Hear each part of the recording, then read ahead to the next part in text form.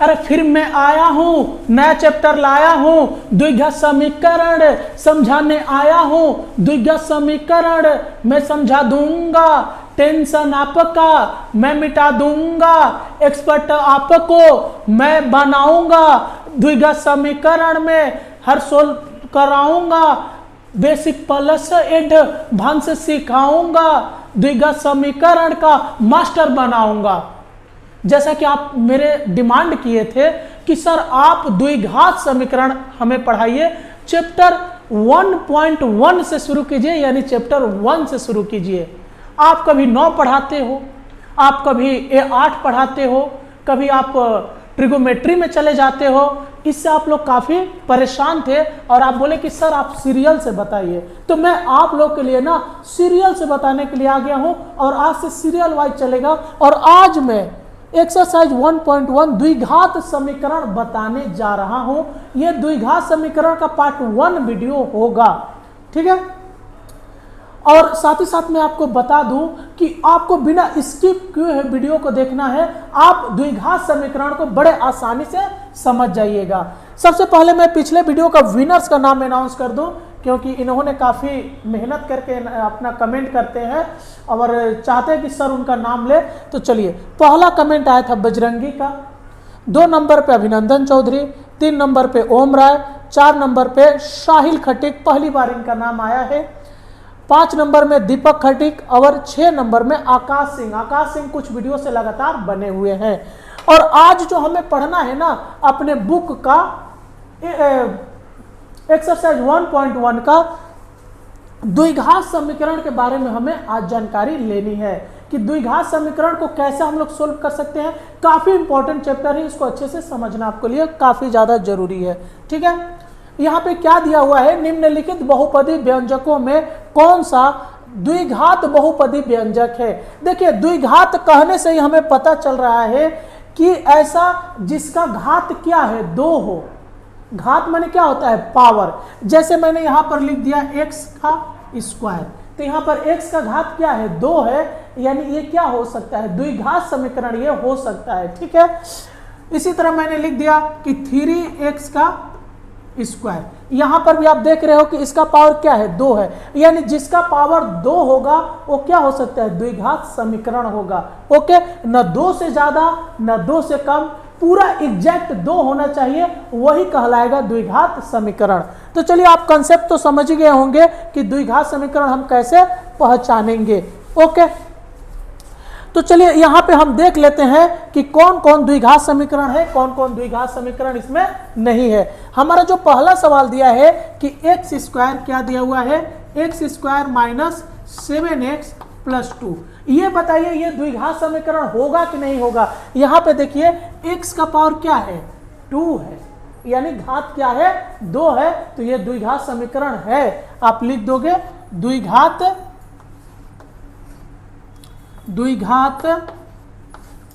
बहुपदी।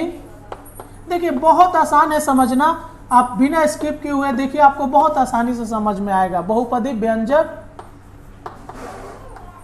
है, बहुपदी व्यंजक है। ओके, और उसके बाद 2 नंबर को देख लेते हैं। 2 नंबर क्या द्विघात बहुपदी व्यंजक होगा, क्या दिया है, 7x का पावर 5 माइनस x, यहां पर क्या दिया हुआ है, x प्लस 2।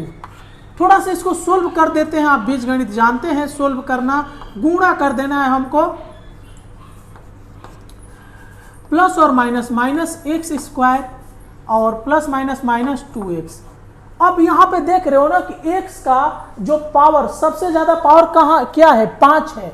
और मैं क्या बोला हूं कि द्विघात समीकरण होने के लिए सबसे ज्यादा पावर क्या होना चाहिए, 2 होना चाहिए, ना 2 से कम ना 2 से ज्यादा।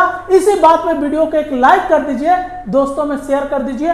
कंटिन्यू आपका चैप्टर वाइज सीरियल वाइज बनेगा वीडियो, और पूरे द्विघात समीकरण से लेकर एक चैप्टर से मैं शुरू किया हूं, पूरे अंतिम चैप्टर तक कंप्लीट करूंगा। और इसके पहले भी मैंने बहुत सारा वीडियो बनाया है, यदि आपको नहीं देखा तो हमारे चैनल के प्लेलिस्ट में जाइए, बहुत सारे चैप्टर के ऊपर वीडियो बन चुका है, ठीक है।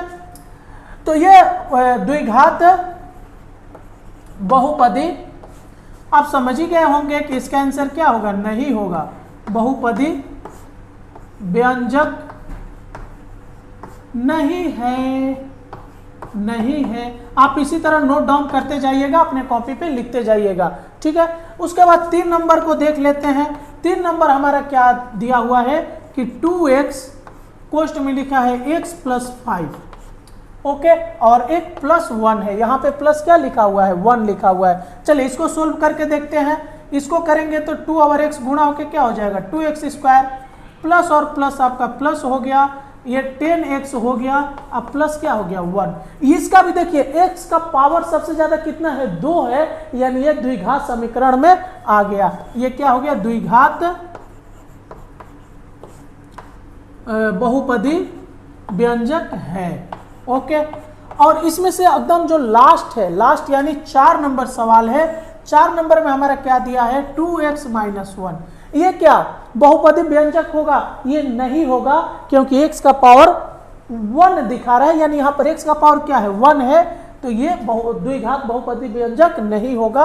हम लिख सकते हैं द्विघात बहुपदी व्यंजक नहीं है, ओके। चलिए आप यह समझ गए होंगे कि द्विघात बहुपदी व्यंजक किस तरह से होता है, ओके। अब हम लोग चलेंगे अगले सवाल पे, आप इसे नोट डाउन। सवाल नंबर 2 पे चले गए हैं, ठीक है। 2 नंबर सवाल क्या दिया हुआ है, आप ध्यान से देखिएगा, बिना स्किप किए हुए देखिएगा, नहीं वरना आपको समझ में नहीं आएगा। नीचे के समीकरणों में कौन ax² + bx + c = 0 के रूप में है, जहां a, b और c वास्तविक संख्या है।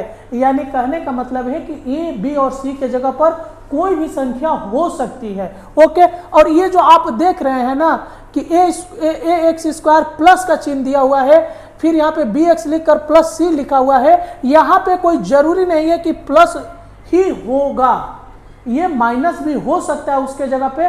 सिर्फ आपको क्या मिलाना है कि जो x का मान आएगा पहले स्क्वायर आना चाहिए, ठीक है। पहले संख्या हो सकता है कोई भी, यहाँ पर भी माइनस हो सकता है। यहाँ पे इसको थोड़ा ध्यान से समझने की जरूरत है, नहीं तो आप बार बार मिस्टेक करिएगा।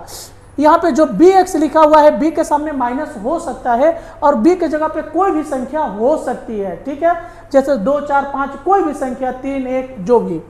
और x यहाँ पर आपका x का पावर 2 होना चाहिए, यहाँ पर x सिर्फ होना चाहिए।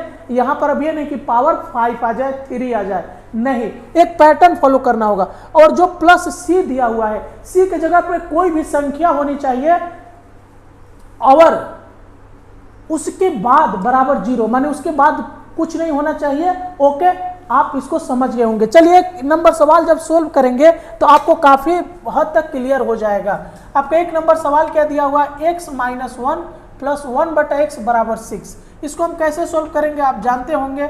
चलिए x, ये मैं उधर लेकर चला जाता हूं। समीकरण के रूल के अनुसार जब कोई संख्या अपना साइड बदल लेती है, यानी राइट लेफ्ट जब वो करती है, तो उनका चिन्ह क्या होता है, बदल जाता है। यानी 1 के सामने यहाँ पर किसका चिन्ह है, माइनस का, तो जब इधर आएगा तो क्या हो जाएगा, +1।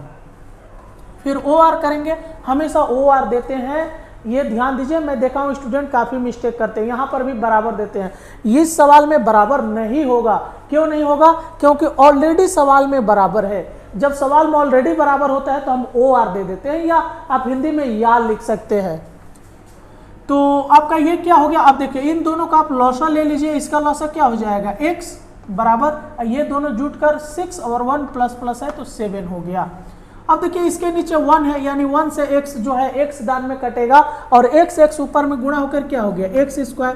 फिर ये इसे बीच में किसका चिन्ह है, प्लस का, x के कटा 1 दान में, और 1 में 1 से गुणा होकर 1 हो गया। अब देखिए ये क्रॉस गुणा होता है, आपको पता है समीकरण के रूल के अनुसार, तो ये गुणा होगा, और ये क्या बचा है, x² + 1 बराबर, ये क्रॉस गुणा होकर क्या हो गया, 7x हो गया। अब इसको इधर लाइए आप, ठीक है, x², और जब ये इधर आएगा तो माइनस क्या हो जाएगा, 7x + 1 बराबर क्या हो गया, 0।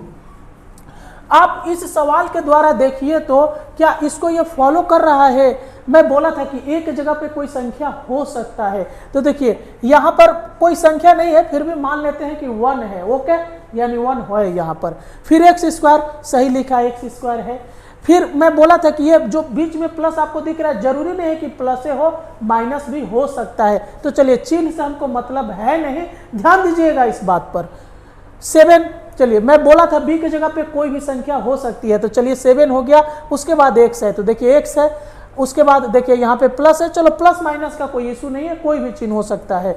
और यहाँ पर जो आपका c है, मैंने आपको मैं क्या बोला था कि कोई संख्या होना चाहिए, संख्या के साथ कोई x नहीं होना चाहिए। तो देखिए यहाँ पर सिर्फ संख्या है, x इसमें नहीं है, यानी ये जो है इसको पूरी तरह से फॉलो कर रहा है। तो हम इसको कैसे लिख देंगे कि ये जो बात है ये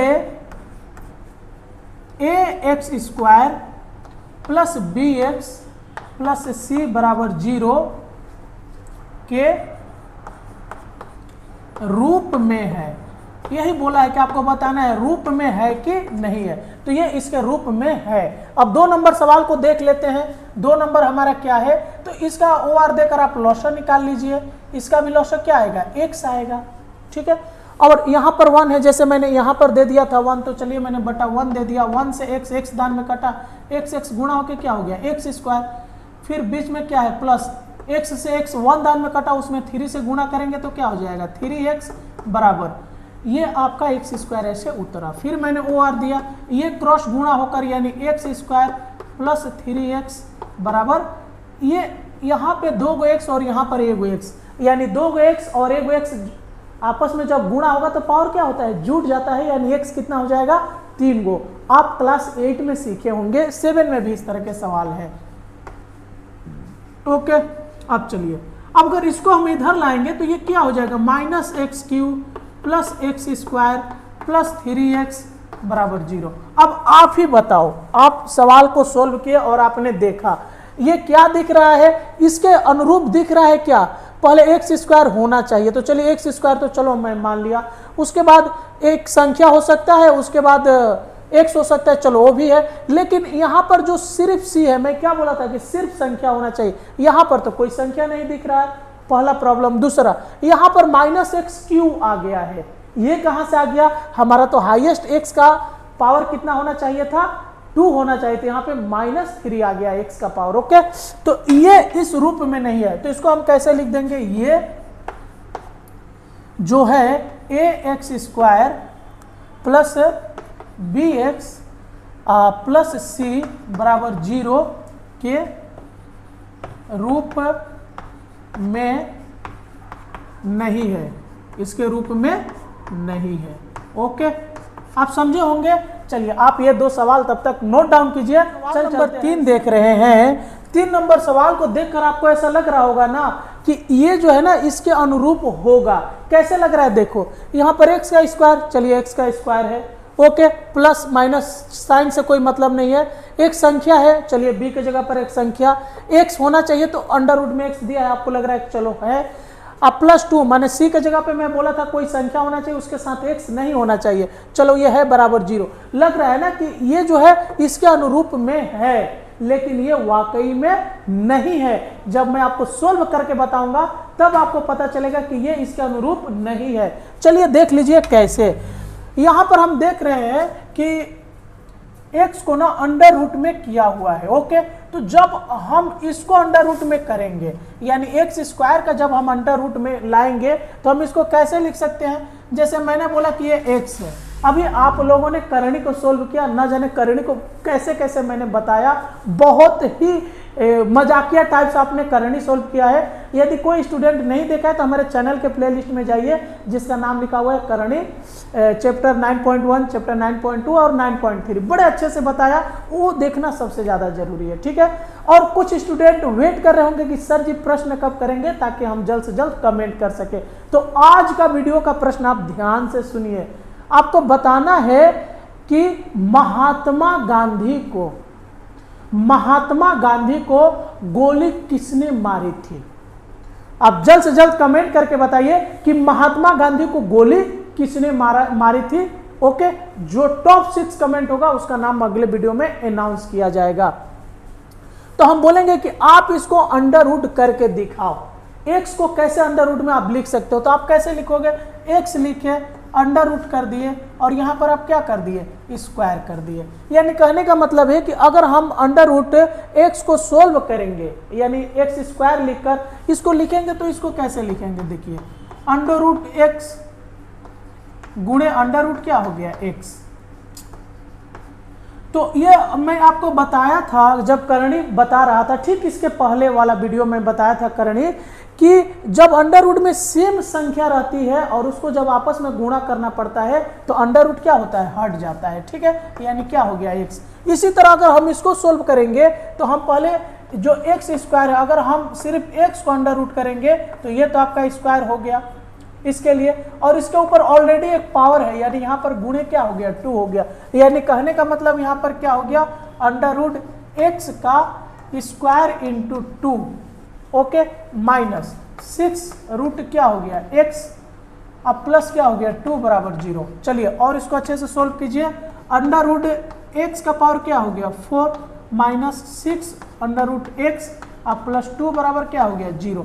अब देखिए अब क्या ये इसके अनुरूप आ रहा है, नहीं आ रहा है। अब यहाँ पे देखिए अंडर रूट का पावर एक्स का पावर क्या हो गया 4, लेकिन हाईएस्ट कितना होना चाहिए था 2, तो इसीलिए हम लिख देंगे यह a x square plus b x plus c बराबर 0 के रूप में नहीं है, रूप में नहीं है, ठीक है, नहीं है।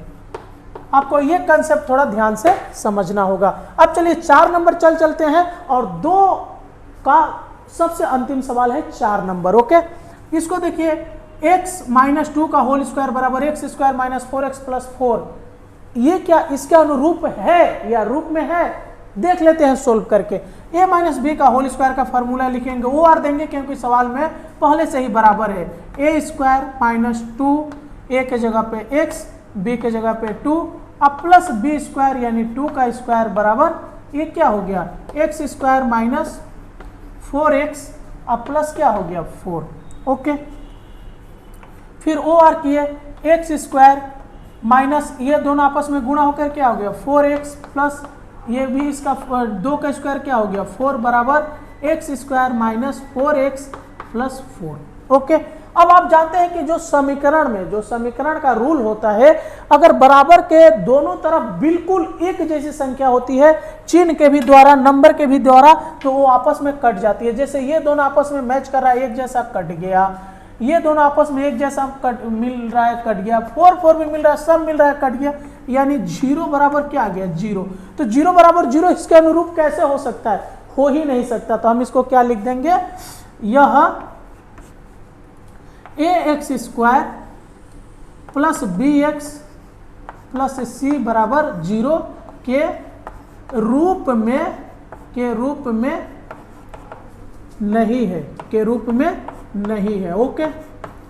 अगर वाकई आपको वीडियो अच्छा लगा है और आपने कुछ समझा है तो सबसे पहले एक लाइक कर दीजिए और अपने दोस्तों में शेयर कीजिए और चैनल को सब्सक्राइब भी कीजिए, इससे मेरा कॉन्फिडेंस बढ़ता है, ठीक है। आप इसे नोट डाउन कर लीजिएगा। इस वीडियो में बस इतना ही, अब हम लोग मिलेंगे अगले वीडियो में, तब तक के लिए जय हिंद।